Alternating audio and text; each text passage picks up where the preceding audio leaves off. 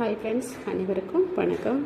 Bathroom tiles clean பண்ணுறத லைவாக பார்ப்போமா. ஸ்டார் வாஷ்னு ஒரு ப்ராடக்ட்டு பாருங்கள். இது லைவாகவே உங்களுக்கு நான் இப்போ செஞ்சு காட்டுறேன். எவ்வளோ க்ளீன் ஆகுதுன்னு நீங்களே பாருங்கள். ஒரு மூடி லிக்விடை அதில் ஊற்றிக்கோங்க, கம்மியாகவே ஊற்றிக்கோங்க.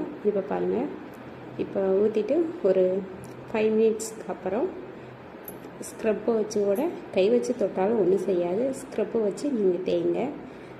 ஈரம் இல்லாத இடத்துல தான் அந்த லிக்விடை ஊற்றணும், பார்த்துக்கோங்க. ஈரம் இல்லாத இடத்துல ஊற்றிட்டு ஸ்க்ரப்பை வச்சு தேய்ச்சிங்கன்னா மற்ற பக்கத்தில் இருக்கிறதுக்கு இதுக்கும் பாருங்கள் எவ்வளோ டிஃப்ரெண்ட் இருக்குன்னு பாருங்கள். இப்போ தண்ணி ஊற்றி அலசிட்டு பாருங்கள், சூப்பராக இருக்கும் பாருங்கள். அழுக்கு எவ்வளோ க்ளீன் ஆயிடுச்சுன்னு பாருங்கள். இது 6 மந்த்துக்கு இதில் அழுக்கே சேராதுங்க.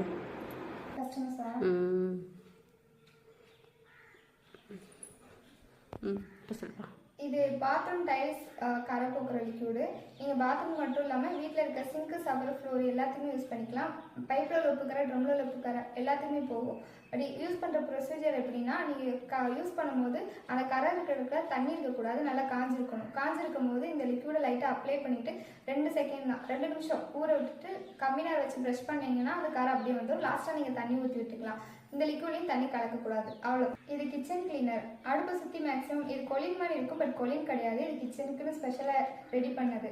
இது நீங்கள் கிச்சனில் எப்படி யூஸ் பண்ணால், அடுப்பை சுற்றி எண்ணெய் பிசுக்கு துருக்கரெல்லாம் இருக்குது இல்லைங்களா, அதுக்கு அடிச்சு க்ளீன் பண்ணுறது. மேக்ஸிமம் இந்த வளையத்தில் அடுப்பை சுற்றி வளையம் இருக்கும், அந்த வளையத்துலலாம் துருக்கரை படிஞ்சிருக்கும். அதுக்கு நீங்கள் லைட்டாக ஸ்ப்ரே பண்ணிட்டு 2 மினிட்ஸ் ஊற விட்டு அந்த கரையை எடுத்துக்கலாம். சோப் போட்டுலாம் அடுப்பு கழுவ வேண்டியதில்லை. லைட்டாக ஸ்ப்ரே பண்ணி இல்லாத துணி வச்சு நீங்கள் க்ளீன் பண்ணணும். துணி யூஸ் பண்ணக்கூடாது, அவ்வளோதான். அது போக எக்ஸ்ட்ரா நீங்கள் டிவி, ஃப்ரிட்ஜு, கண்ணாடி எல்லாத்துக்கும் யூஸ் பண்ணிக்கலாம். மல்டிபிள் பர்பஸ் தான். Floor cleaner. நார்மலாக ஃப்ளோருக்கு லைசால் தானே யூஸ் பண்ணுவீங்க. லைசால் பதிலாக இது ட்ரை பண்ணி பாருங்க.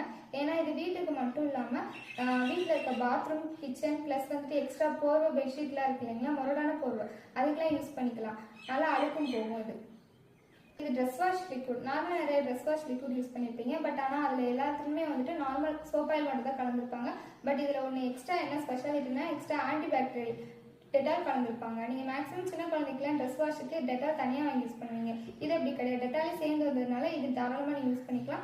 ஒரு கப்புக்கு நீங்கள் 20 ட்ரெஸ் வரைக்கும் ஊற வச்சுக்கலாம். நல்லா அழுக்கும் போகும், வாசமாகவும் இருக்கும். 2 ஃப்ளேவர்.